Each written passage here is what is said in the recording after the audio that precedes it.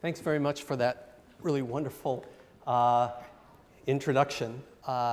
Your Excellencies, President Chambaz, the Board of Trustees, faculty, and students here, and friends from Total and from Thales. It's really a deep honor to be here and to have a chance to share some thoughts with you about artificial intelligence. I'll talk about promises, challenges, and particularly germane today, international perspectives as well. And let me say that I bring a perspective, as was just mentioned, as a faculty member for more than 30 years, someone who's worked in government, someone who's worked in industry and advised industry. But I think like all of you, what I really have is I share this belief that AI holds tremendous potential for the good of all humankind. And in order to realize that, we're really going to need to push forward the frontiers of research. We're going to need education, and we're going to need collaboration, including international collaboration. So here's what I'd like to talk about today. I hope you'll forgive me. I've been a faculty member for 30 years, and I've only been in government for 5 years, and so I think of myself much more as a faculty member. So I'm going to try to teach a little bit here. I hope that's okay. It's great to see all the students who are here also. So I'd like to talk about AI, the promises and the challenges, and we're going to need to talk a little bit, go into the technology underneath, particularly machine learning, and talk about some of the challenges there to really understand the way forward. We'll talk about the social challenges. I do want to talk about international perspectives through the lenses of the OECD, a US perspective, and also from SCAI itself, and then finally looking forward. So let's start, of course, with the promise of AI. This is what brings all of us here today. You know, we see this promise in our communities when we talk about smart communities. We see it in our transportation systems. We see it in precision agriculture. We can think about smart grids. If we think about transportation, a recent activity in the city of Pittsburgh, for example, that was simply not looking even at autonomous vehicles yet, simply looking at smarter control of traffic flows, showed that you could cut commute times by 25%, you could cut energy consumption by 40%, waiting times and idling times by 40%, simply by being a little bit smarter and applying some AI algorithms there for scheduling. In the areas of health and well-being, we can think there's lots of activities, as was mentioned, going on in the areas of discovery for drug therapeutics, for diagnostic procedures, and general health as well. There are already AI systems that I'm sure you've read about or heard about on the news whose prediction capabilities can sometimes match that of humans.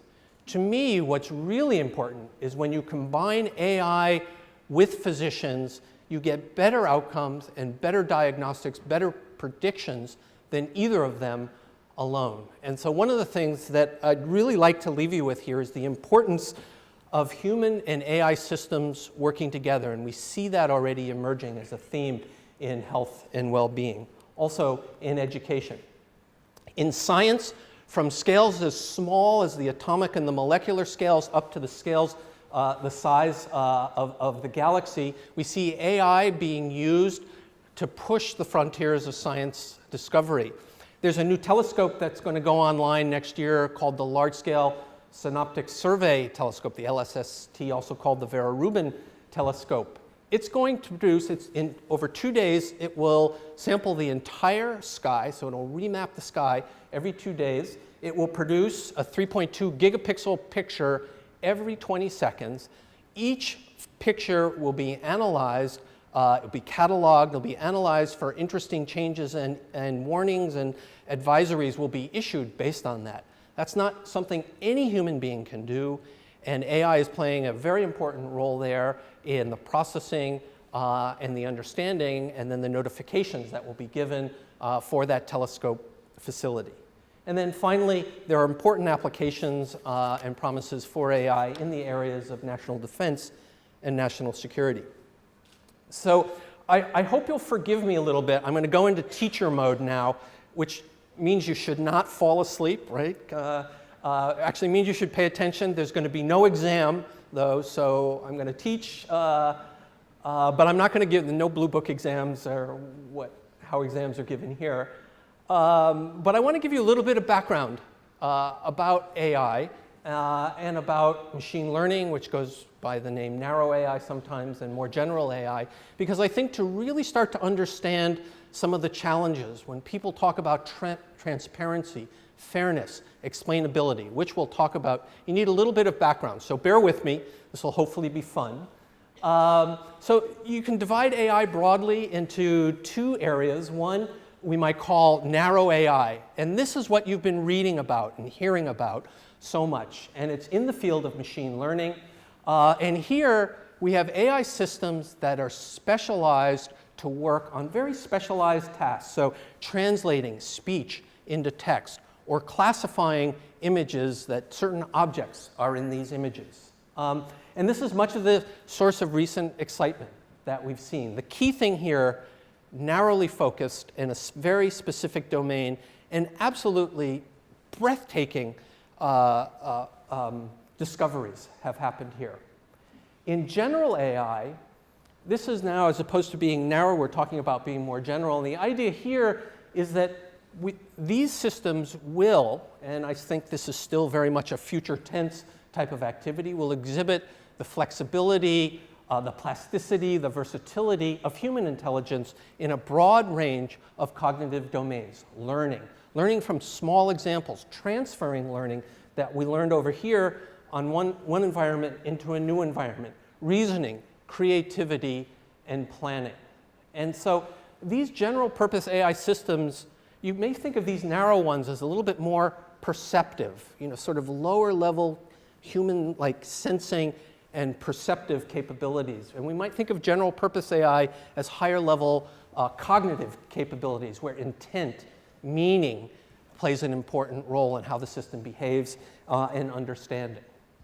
So there are research challenges in both of these areas, and I want to just give you a flavor and do a little bit more teaching. It'll be the end of the teaching, I promise, in both narrow AI and machine learning and in general AI.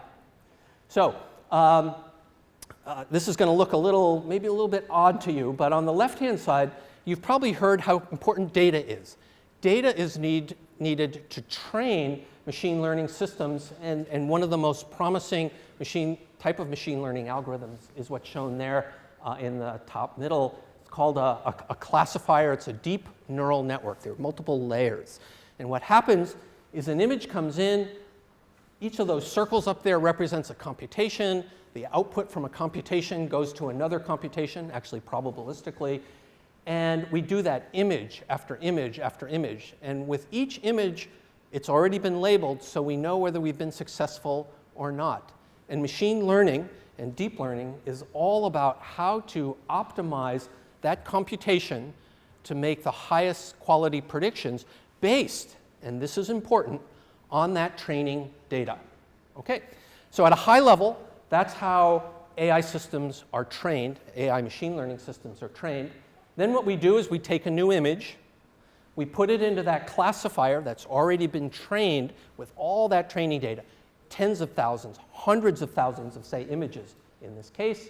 It comes out, the new image goes in, you run it through the classifier computes all those functions, makes a prediction. And what can we say about that? Incredibly accurate. The reason we have heard so much about machine learning systems is because of that accuracy. However, if you were to ask the question, how is it that that prediction was made? Why didn't I make a different prediction? Why didn't the system make a prediction? Or if there was an error, how should we correct that? That's not currently within our capabilities really to do that yet. So here we see a real challenge, how to address these issues of explainability, to answer why, to answer how can we change these. So in the future, what we want is something that's fair, interpretable, explainable, transparent, and also trustworthy, which I want to come to in a second, so we can make predictions that are as accurate, but have this explainability property to them.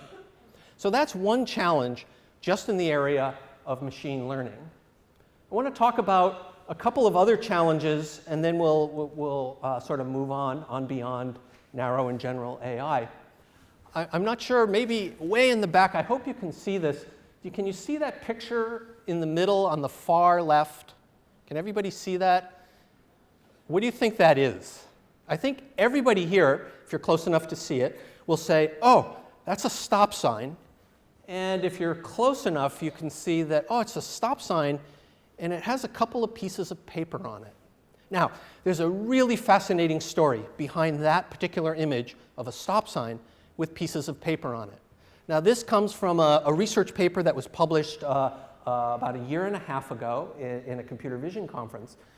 The story behind it is that researchers had trained a classifier to recognize stop signs. You want every autonomous vehicle, of course, to see stop signs. Okay? So we have a classifier. There are all pictures of stop signs that were used to train the classifier. The classifier classifies stop signs really well. Here's what the researchers did.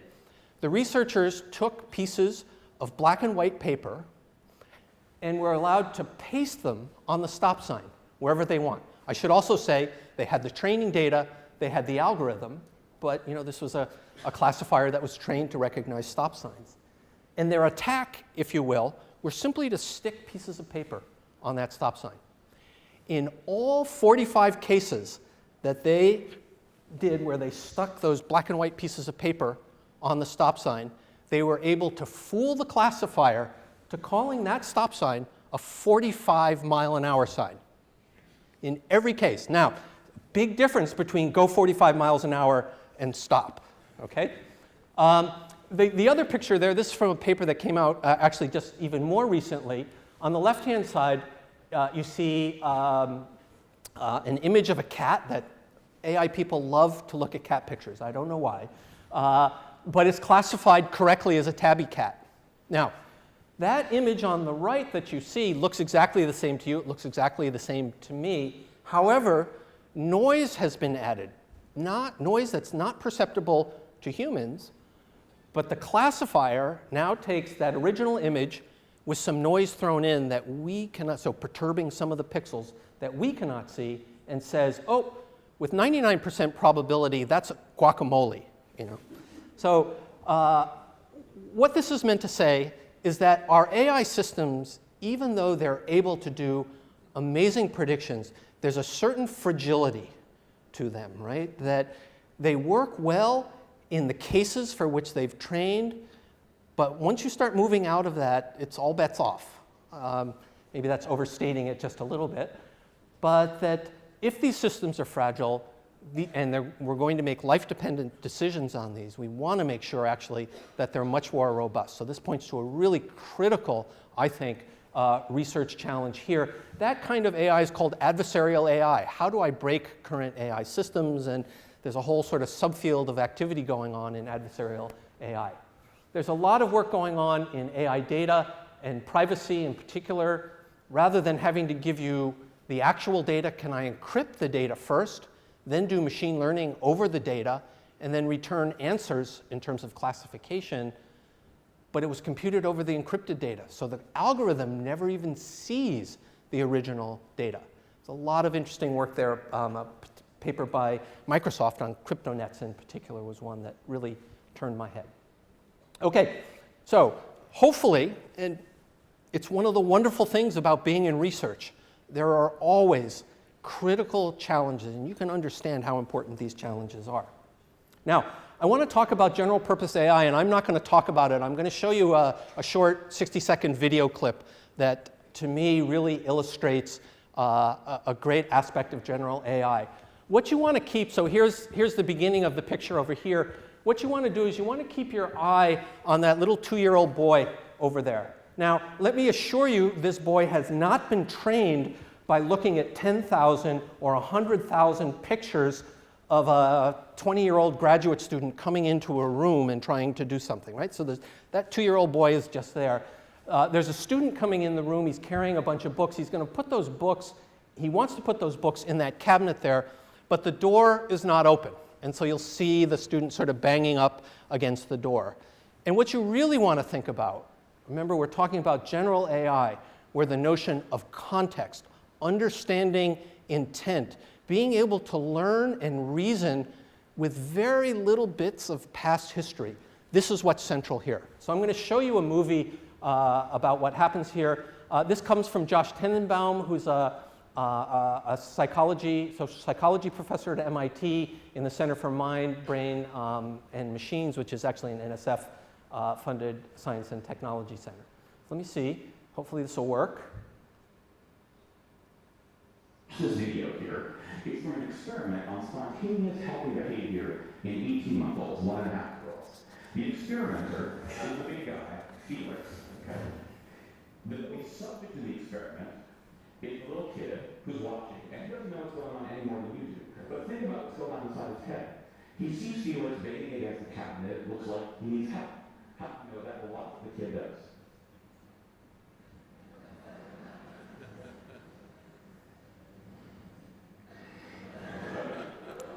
You got it. Now, the key, yeah, good. The kid is the one who deserves the applause. Here's the key moment. When he looks back, he looks up at the guy, and then he looks down at the hands and tracks the rest of his motion. Okay? That shows you that he's thinking, did I get what you were trying to do? Did I do the right thing? Did I help you? Let me see. Okay? That's the heart of intelligence right there. And I think this is a grand challenge for AI, not just cognitive science. If we could reverse engineer what's going on inside that kid's mind, just think of what we could do with robots and other machines that could really help us out. So, to me, that says it all, right? And if you have children, you have grandchildren, or for those of you who are students, maybe being 2 years old is not that far away for you. But just think about the amount of learning and context and sophistication in reasoning that was shown just in that very super simple example. Okay, so there's lots of challenges, and these are the types of challenges in both narrow AI and general AI that's being undertaken by the research community internationally, and that will be participated in with SCAI here as well. So I want to start moving a little bit more towards the international space, but before I do that, I do want to talk about this word trustworthy, because to me, this is actually going to be critical, both in a technical, but also in a social and also in a political context. What do we mean by trustworthy AI systems? Now, this definition comes from the OECD, the Organization for Economic Cooperation and Development. It comes from a group of AI experts that I actually had the privilege to participate in. And actually, the third and final meeting of that group was here in Abu Dhabi last spring when these principles were put forward and they were later adopted by all of the OECD. So what are trustworthy AI systems about? We'll come back to this, but it's about growth, sustainable development, and well-being. It's about human-centered values and fairness. Remember before, when we looked at all those images? If we train an AI system over a set of images that have bias, all men, no women in it, for example, then of course it's not going to be able to do predictions over a much broader class of images that might be input to it. So the issue of fairness, the issue of bias are critical here. The issue of explainability that we talked about before is critical. See, that's why we wanted to learn a little bit before so that we could understand in a little bit more depth here what the OECD AI principles are talking about. AI robustness, security, and safety. That stop sign example that we saw is a great example of that. And accountability. We cannot be accountable if we cannot explain the decisions coming out of systems, which tend to be, as we saw before, black box systems. Okay, so that's what we mean by trustworthy. I want to now continue on with a few international perspectives. Again, just sort of wrap up some things with the OECD. I was asked to say a few words about what's happening in the United States and a word here also about SCAI, because that's what we're here celebrating today. Okay, so we saw the AI principles for responsible stewardship of trustworthy AI that are put out by the OECD. You just see them listed here. There's also a section of the OECD documents that were ratified that talk about national and international policies. And again, I think we'll see them really reflected in the activities of SCAI and Sorbonne and what we're talking about here today. Investing in AI R&D And I'll say it talks about both government investment and collaborative investment with industry. And so we have a great example of that here with Thales and Total collaborating on the new chairs. So investing in AI R&D, fostering a digital ecosystem in AI. It's about data, it's about sharing data, it's about metrics, building human capacity. I'm passionate about education. We're going to talk about education in a second. International cooperation. Again, this is all about what we're talking about here and what we're celebrating here today. Okay, just a little bit of background then on some activities, actually fairly recent activities going on in the US. I spent my last 5 years up until this last September at the National Science Foundation, leading the Directorate of Computer Science, and then also for a time in the White House Office of Science and Technology Policy as Assistant Director for AI. Just about a year ago, end of February, the President signed an executive order on maintaining leadership in AI, and I'm going to talk about that in just a second. We saw the OECD AI principles, so these happened last May and June. In June of 2019, within the United States government, there's a group called the Machine Learning and AI Subcommittee of the National Science and Technology Committee. They issued an updated version of an R&D strategic plan. I want to say a few words about that. And then most recently in January, so just last month, the White House offered a set of initial thoughts on policy, thinking about policy and AI, and opened up those comments for 60 days of public comment. So that's going on right now. Okay, the executive order. Let me just show you the 5 principles behind it so you'll get a sense of what the White House in particular and the US government is thinking about principles in terms of AI. Promoting AI R&D to drive technology breakthroughs. We saw that when we saw what the OECD was thinking about. Standards, the development of technical standards, and reducing barriers to testing and deployment. Education, training workers. We're going to come to that in detail in just a second. Trustworthy AI. We saw that in the AI OECD principles. And then finally, international collaborations and understanding the importance of the international setting here. So those are the 5 principles espoused in the White House executive order on artificial intelligence. There are also directions and directives to agencies about how to implement this. So at the National Science Foundation, of course, promoting R&D, that's important in AI to us. Education, trustworthy AI, and international were all aspects of this executive order that we have to execute, or the directorate had to execute on. Okay, so let's see. I promised you no exams. I didn't promise you no homework. Okay, so if you want something to read, I guess during the week, and we won't collect any assignments here.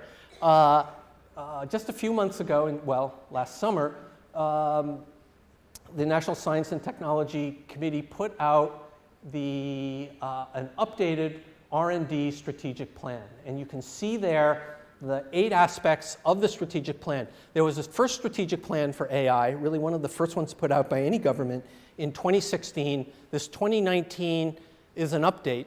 And I will say that those plans span 2 administrations.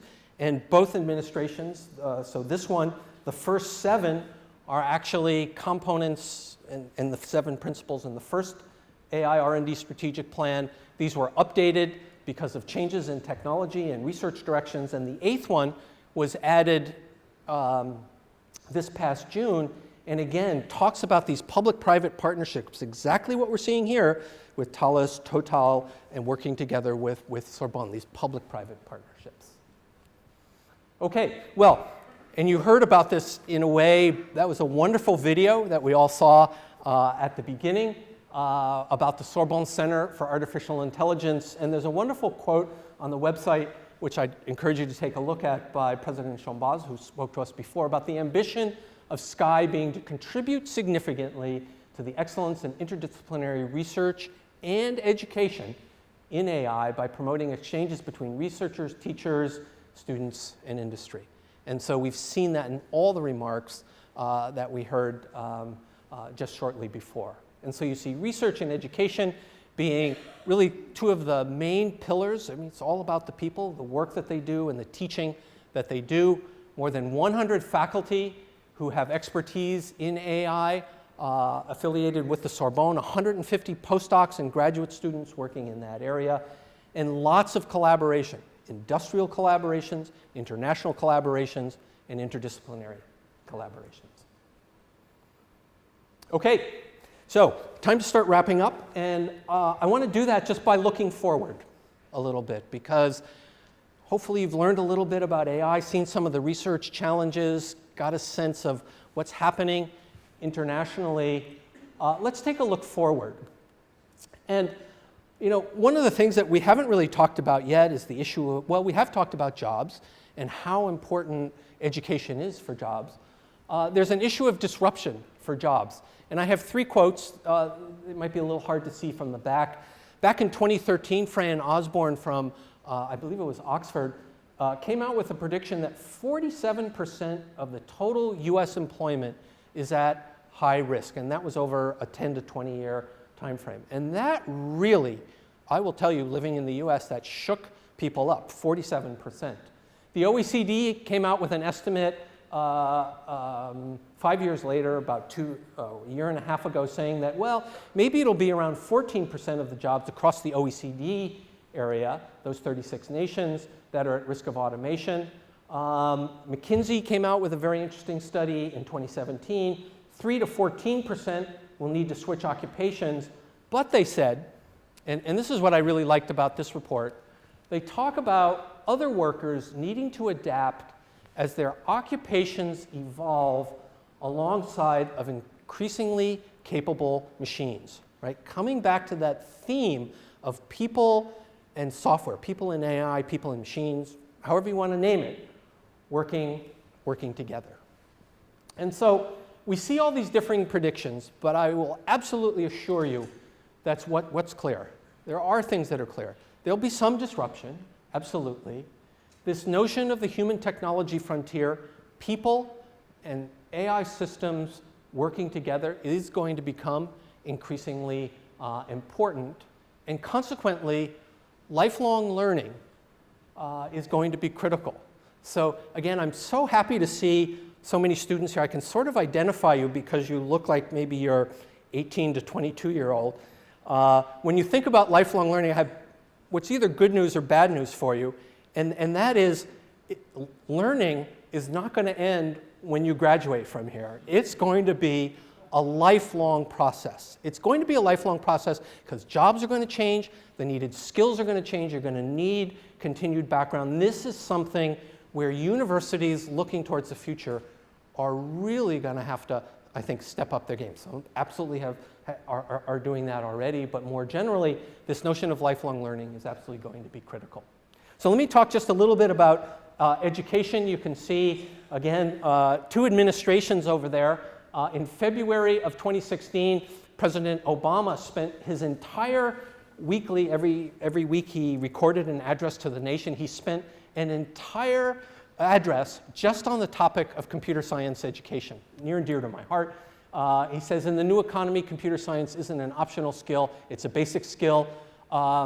President Trump and other folks from the White House there who were signing the AI executive order in that particular picture, saying the United States must train current and future generations of American workers with the skills to develop and apply AI technologies to prepare them for today's economy and the jobs of the future. So we see quite a history of the executive branch of the US government supporting education. We see the need to do this in middle school and high school.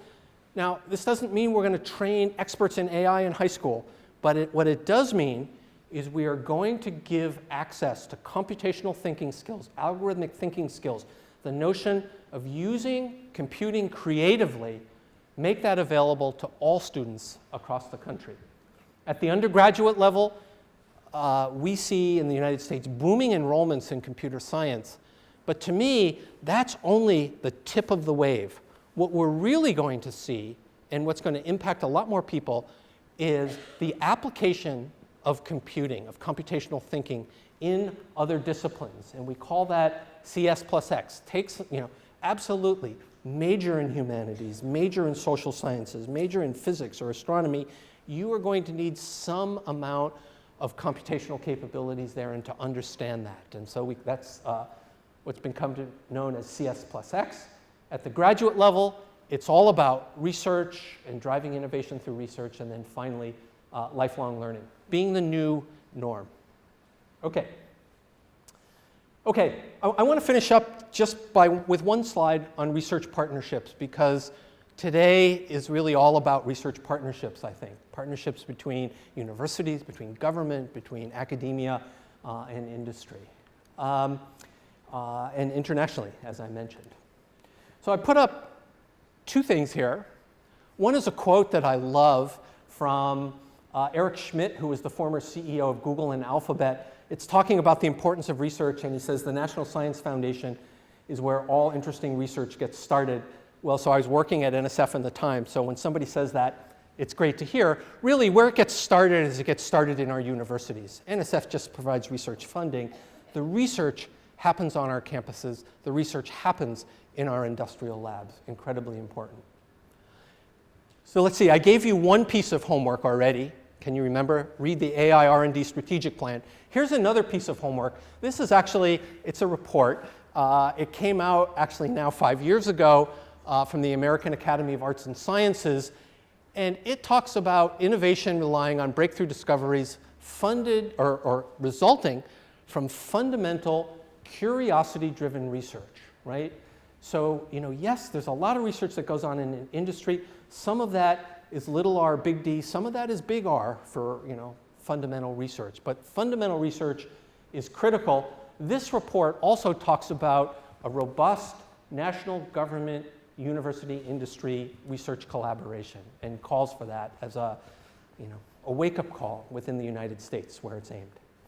Last thing I'll show you is this picture here. This is called the tire tracks diagram. And let me show you what it means, and then I'll wrap up. So what you see are two sets of tire tracks going up. There's a red tire track. That's university-funded research activities. You see the decades going up like that. The blue is industry, and the green, where you see a green arrow starts, that's when a particular area becomes a $1 billion industry segment, and when it gets fat, it's a $10 billion industry segment.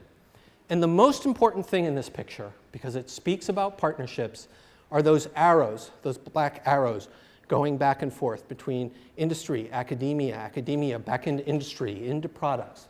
Each of those is a documented case in either AI or networking. I just sampled two of them. The report covers a lot of fields. Each of these are documented examples of an idea, an artifact, a person, a piece of hardware, a piece of software, a research paper that flows back and forth. And it talks about how this interplay and back and forth between academia and industry have resulted in amazing breakthroughs and, quite honestly, very impressive economic growth and economic development. So if you get a chance, that's the third and I'll say final piece of homework for you folks. Okay, so I'd like to wrap up, and let me conclude simply by saying that I think we're really in really amazing times. That the potential for what we can do for humanity with artificial intelligence is just, it's almost unbounded. Klaus Schwab, there was a discussion, somebody mentioned earlier, the World Economic Forum. So Klaus Schwab, who's the CEO of the World Economic Forum, he talks about us being at the dawn of a fourth industrial revolution. Eric Brynjolfsson, who's an economist at MIT, talks about us being at the cusp of a second machine age. And so again, what we see here is this notion that there's just tremendous potential for AI to revolutionize so many aspects of human endeavor. But as we've seen, we still have a considerable way to go to achieve trustworthy AI and also more general AI. We've seen that it's going to require collaboration. It's going to require the work of many hands working together to achieve this. Okay, so with that, I simply want to say thank you. I want to thank you all for your attention and let you know again how deeply honored I am to be able to speak here, to celebrate SCAI and all of the other activities going on here. Just phenomenal. I know you're going to do amazing, amazing things here. We have a lot to celebrate here today. So congratulations to you all, and thank you once again.